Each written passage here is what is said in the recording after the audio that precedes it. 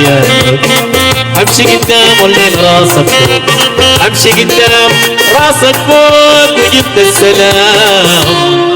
Le voyage du chef de l'État dans la province du Tchad est une occasion importante pour renforcer le lien entre le gouvernement central et les régions éloignées du pays.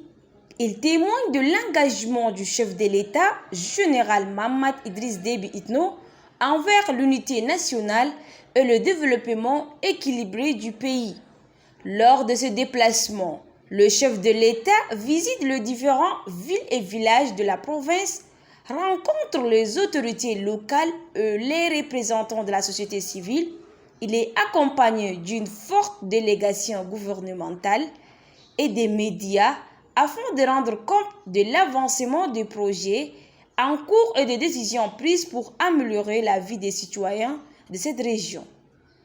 Ces voyages offrent également une opportunité pour prendre connaissance des problématiques particulières de la province et pour écouter les préoccupations et les besoins des habitants. Le chef de l'État peut ainsi prendre des décisions politiques et économiques en fonction de ces retours d'informations, contribuant ainsi au développement et à la résolution des problèmes locaux. Le président de la République, général Mahamat Idriss Déby Itno, est accueilli par une foule enthousiaste des citoyens heureux de le voir. Il s'est entretenu avec les membres de la communauté locale, écoutant leurs préoccupations et discutant des initiatives mises en leur place pour améliorer leur quotidien. Il se rend ensuite sur les sites des projets en cours, tels que les constructions de nouvelles écoles et des centres de santé qui seront d'une grande importance pour les habitants de cette province. Du haut de cette tribune, je lance un appel solennel à tous les fils et filles du Mandoul de resserrer les rangs afin d'œuvrer pour le développement de cette province dont la vallée regorge des potentialités économiques certaines. Il nous revient de mettre à disposition de nos populations laborieuses les moyens nécessaires pour leur permettre d'assurer leur bien-être. C'est pourquoi, dans le domaine du renforcement des infrastructures routières, en vue de permettre aux zones rurales d'être en connectivité avec le chef-lieu de la province, des travaux d'aménagement des pistes rurales vont être intensifiés. De même, j'annonce la reprise dans un bref délai de tous les projets en arrêt. Il s'agit notamment des travaux de construction de l'hôpital provincial de Koumra, construction de l'hôpital de district de Bekourou, construction de 20 écoles primaires dans les diverses localités de la province, construction du stade omnisport à Koumra. À ces projets en cours viendront s'ajouter d'autres projets en voie d'approbation. Je voudrais citer la construction d'un lycée à Bedjondo, d'un tribunal de grande instance de Koumra, 4 bureaux et résidents des préfets à Tar al-Nas, Man, Mandoul oriental et Moula. Dans le domaine de l'énergie, en plus de l'électrification du chef-lieu du Mandoul par la Société nationale d'électricité SNE, la ville de Koumra, qui est dotée de l'énergie thermique, va être alimentée en énergie solaire par une station d'une capacité de 5 mégas.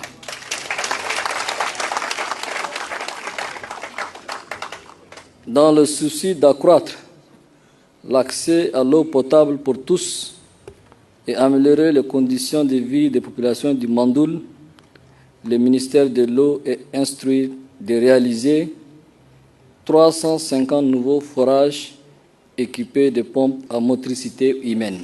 19 mini-stations d'alimentation en eau potable dans les chefs-lieux de canton, redynamiser le système d'entretien et de maintenance des ouvrages hydrauliques existants. Tous ces projets seront renforcés par un mécanisme efficace de suivi et de contrôle qui a l'obligation. Le président de la République, Mahamat Idriss Déby Itno, s'est rendu dans la province du Nord où le président effectue une visite des barrages et des infrastructures hydrauliques. Ces projets ont pour objectif d'améliorer l'accès à l'eau potable dans la région, un problème majeur auquel la population locale est confrontée. Le président de la République, général Mahamat Idriss Déby Itno, discute avec les ingénieurs et les travailleurs sur le terrain, s'assurant que tout est mis en œuvre pour que ce projet soit réalisé dans les délais impartis. Dans l'est du Tchad, le président inspecte les travaux de rénovation des routes et des ponts.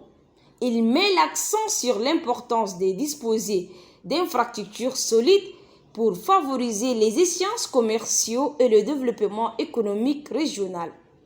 Le président de la République visite également des écoles agricoles et encourage le jeune à se lancer dans ces secteurs vitaux pour le développement économique du Tchad.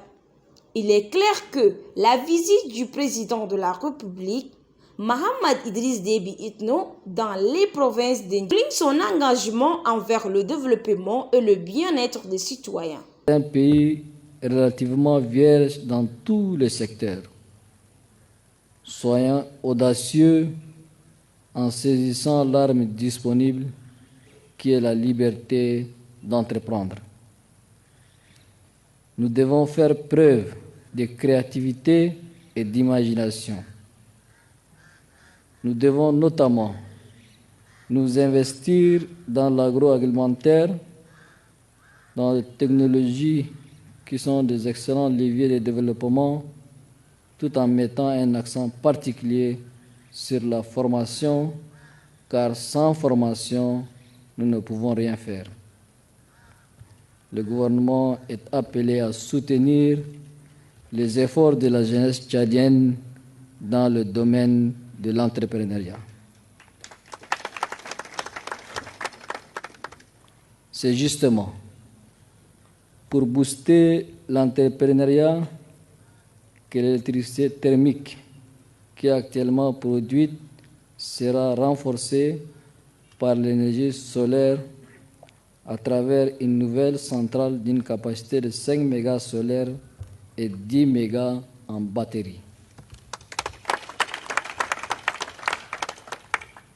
La nouvelle société textile du Tchad sera redynamisée sur de nouvelles bases. Les abattoirs de SAR seront réhabilités. Le parc national de Manda, qui est un écosystème bien particulier, sera revitalisé. Toutes ces actions visent à limiter l'exode rural qui vide nos campagnes de leurs bras valides. Je serai à vos côtés pour vous assister. Tout d'abord en vous garantissant la paix, la quiétude, la sécurité et la protection de vos entreprises et vos projets.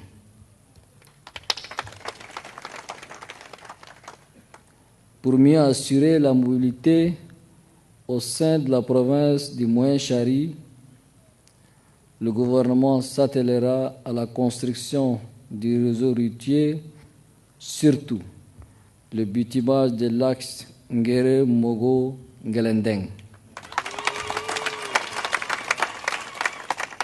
ainsi que l'aménagement des pistes rurales. Chers frères et sœurs, agriculteurs et éleveurs, vous constituez l'épine dorsale de l'économie tchadienne. Le bétail tchadien est vendu dans le monde entier. Les produits agricoles tchadiens sont recherchés partout. L'arachide, le coton, le sésame, les noix de karité sont des produits bien appréciés par tous les consommateurs. Il se trouve malheureusement, ces ressources sont exportées à l'international sous d'autres labels. Nous osons croire que la mise en place des zones économiques spéciales nous permettra de mettre un terme à cela. À vous, les autorités traditionnelles et religieuses, je vous demande de cultiver la cohésion sociale et le vivre ensemble. Vous devez être impartiaux. Les mosquées, les églises et les lieux de culte doivent être des sanctuaires de prière pour la paix. Je vous exhorte à être des artisans de la paix de cœur comme vous l'êtes pour le développement. Ces rencontres personnelles avec la population locale témoignent de sa volonté de comprendre les défis et les préoccupations des Tchadiens. À travers cette tournée, Général Mohamed Idriss Déby Itno, président de la République, envoie un message fort quant à sa détermination à transformer les provinces en régions prospères et florissantes. De potentialités et il n'est aucunement le fait d'hasard qu'un nombre important de projets de développement sont implantés ici. Le Mandoul est une province bénie de notre pays et nous devons nous consacrer à développer ses potentialités naturelles. Du haut de cette tribune, je lance un appel solennel à tous les fils et filles du Mandoul de resserrer les rangs afin d'œuvrer pour le développement de cette province dont la vallée regorge de potentialités économiques certaines. Il nous revient de mettre à disposition de nos populations laborieuses les moyens nécessaires pour leur permettre d'assurer leur bien-être. C'est pourquoi, dans le domaine du renforcement des infrastructures routières, en vue de permettre aux zones rurales d'être en connectivité avec le chef-lieu de la province, des travaux d'aménagement des pistes rurales vont être intensifiés. De même, j'annonce la reprise dans un bref délai de tous les projets en arrêt. Il s'agit notamment des travaux de construction de l'hôpital provincial de Koumra, construction de l'hôpital de district de Bekourou, construction de 20 écoles primaires dans les diverses localités de la province, construction du stade omnisport à Koumra. À ces projets en cours viendront s'ajouter d'autres projets en voie d'approbation. Je voudrais citer la construction d'un lycée à Bedjondo, d'un tribunal de grande instance de Koumra, 4 bureaux et résidents des préfets à Tar al-Nas, Man, Mandoul oriental et Moula. Dans le domaine de l'énergie, en plus de l'électrification du chef-lieu du Mandoul par la Société nationale d'électricité SNE, la ville de Koumra, qui est dotée de l'énergie thermique, va être alimentée en énergie solaire par une station d'une capacité de 5 MW.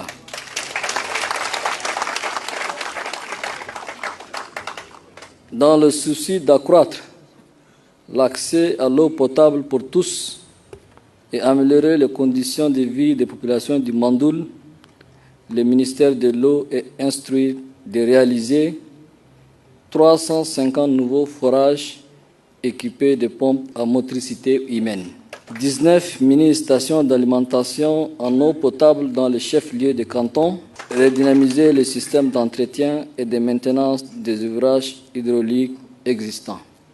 Le public Mohamed Idriss Déby Itno est accompagné par les membres du gouvernement à visiter les réfugiés soudanais. Cette rencontre est une occasion importante de voir comment le président aborde la question des réfugiés et leur apporte un message d'espoir pour rester au Tchad.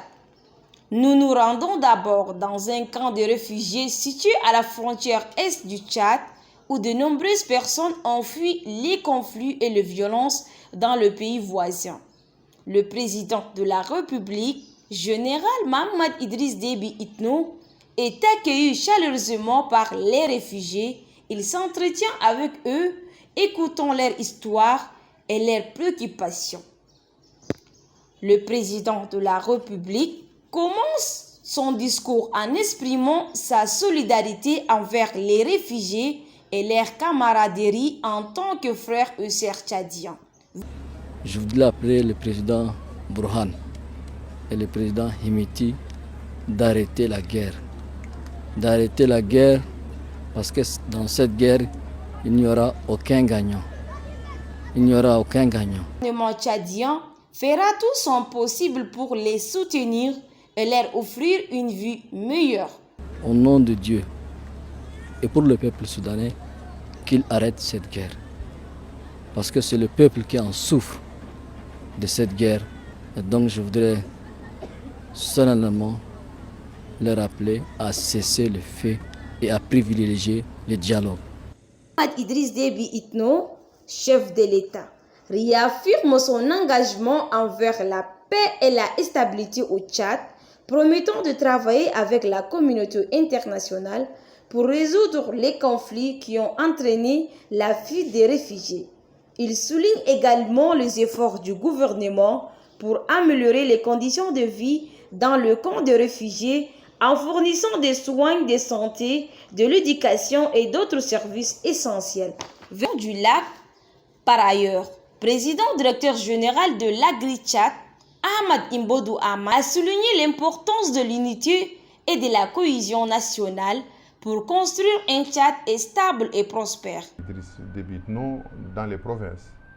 Là, je crois que c'est une tournée tout à fait placée dans son contexte parce que nous sommes en transition. Rappelez-vous bien que nous avons tenu un grand événement qui est appelé Dialogue national inclusif et souverain. C'est les enfants du Tchad qui se sont retrouvés pendant 45 jours, 1500 personnes, et qui ont décidé de faire une refondation du Tchad. Et c'est dans ce contexte-là que le président Mohamed Idriss Déby a été désigné, choisi par les participants, les 1500 personnes représentant les quelques 15-16 millions de Tchadiens. Et on avait produit un cahier de charges dont le contenu ne sont que de résolutions et recommandations issues de ce dialogue national inclusif et souverain. Et effectivement, il a un mandat de 24 mois pour la mise en œuvre de ces recommandations. Et il faut dire que les axes principaux étaient d'abord pour une refondation d'un Tchad nouveau, prôner la justice, développer la paix, en donnant une bonne place à la femme et à la jeunesse. C'était les décisions du dialogue national inclusif. Et à la fin, il faut aller au développement. Donc pendant les 24 mois, le président de la République, le président de transition, il a pour mission de mettre en œuvre, voilà, donc, ces différents points. Le président a commencé très tôt à mettre en place les différentes institutions. Le plus déterminant était de mettre en place CONAREC avec ses démembrements, donc, qui nous conduit très bientôt à un référendum pour choisir la forme de l'État, parce que c'est quasiment le seul point qui n'a pas eu de solution lors du dialogue national inclusif et qui est renvoyé au référendum au suffrage de la masse. Donc la forme de l'État unitaire ou État fédéral sera décidée très bientôt. Donc le président de la République, dans ses activités régaliennes, à exécuter pendant les 24 mois, naturellement, il doit aller vers la population, en communion avec sa population, échanger avec la population et matérialiser également dans le fait pendant cette période, ce chronogramme, l'aspect développement également du pays. Donc voilà, moi je pense que sa tournée est placée dans ce contexte normal des activités d'une transition et de mise en œuvre des différentes recommandations de la transition. Également salué les initiatives du président de la République, général Mohamed Idriss Déby Itno, visant à promouvoir le dialogue intercommunautaire et à renforcer les institutions démocratiques, selon le président directeur général de l'Agri-Tchad, Ahmad Imbodou Mohamed. Quelles étaient ses activités pendant cette tournée? Comme il est question d'échanger avec sa population de base, naturellement, il a rencontré les différentes couches sociales, échangé avec elles, s'enquérir de leurs besoins, de leurs doléances et exprimer effectivement ces désirata, le matérialiser sous forme de projets de société, projets de développement. Donc, lors de sa tournée dans les provinces, il était question de faire seulement des activités de rencontres. Et naturellement, souvent il a pris des bains des foules, et ça c'est également une mise en confiance avec sa population. Donc voilà un peu la question de savoir quelles sont les différentes activités que le chef de l'État a eu à faire. Ce n'était que des échanges avec les différentes couches, de donner et de recevoir. Il a écouté très bien sa population et l'objectif étant de les matérialiser par des projets de société. Les mesures spécifiques prises lors de sa tournée, donc on a suivi avec vous ensemble dans les médias, le président de la République, Mohamed Idriss Déby, sur place, pendant les échanges, il a tenu compte du besoin et sur place, il a annoncé souvent les projets utiles pour la population. Je pense avoir bonne souvenance que le président de la République, dans les parties septentrionales, où les gens sont extrêmement dans les besoins de l'eau potable, il a exprimé, il a promis, il a décidé, le président de la République, de donner de l'eau à boire. Donc, il y a eu beaucoup d'adductions d'eau potable annoncées dans beaucoup de contrées, et également dans les parties où il fallait désenclaver certaines provinces. Je me rappelle dans la province de Baguérimi, par exemple, il a senti que la population avait besoin d'avoir des routes. Il a promis des routes.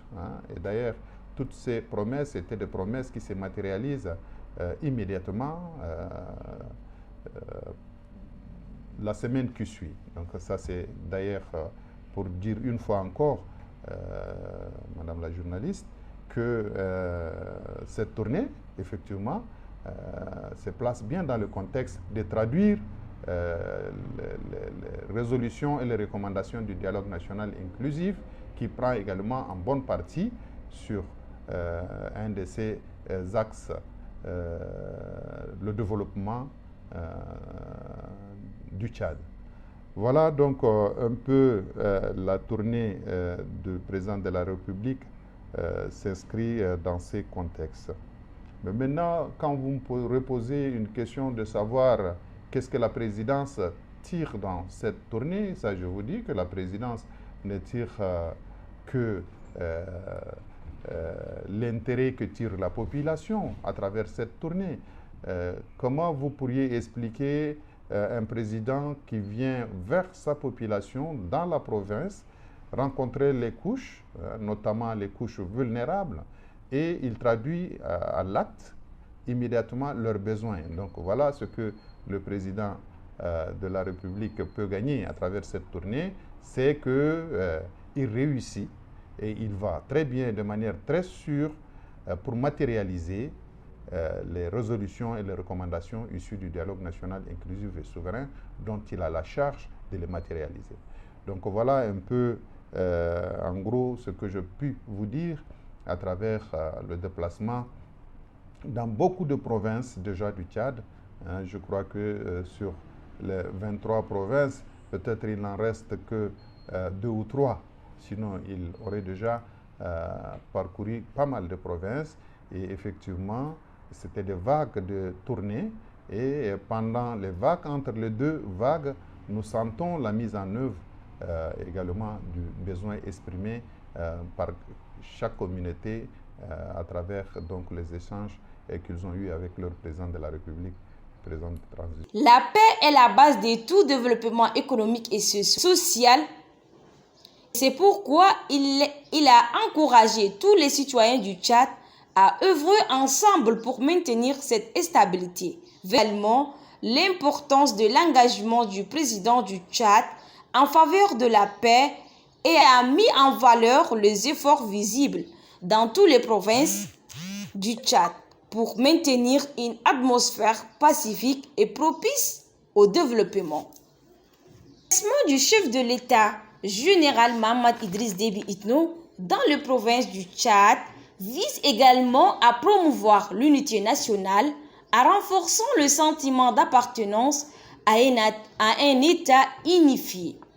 Il permet de montrer que le gouvernement ne néglige aucune partie du pays et que toutes les régions méritent une attention égale.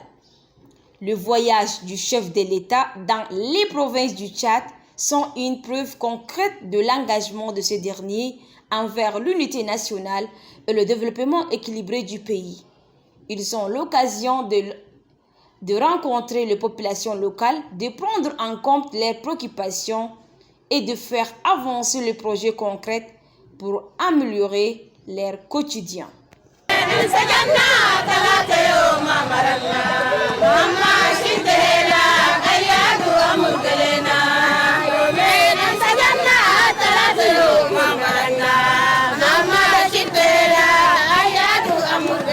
محمد ديبي براسبته جبت السلام في الديار امشي قدام والليل راسبته امشي قدام راسك فوق وجبت السلام في الديار محمد ديبي براسبته جبت السلام في الديار امشي قدام والليل راسبته محمد ديبي براسبته جبت السلام في الديار امشي قدام والليل راسك فوق امشي قدام راسك فوق وجبت السلام بدي الوم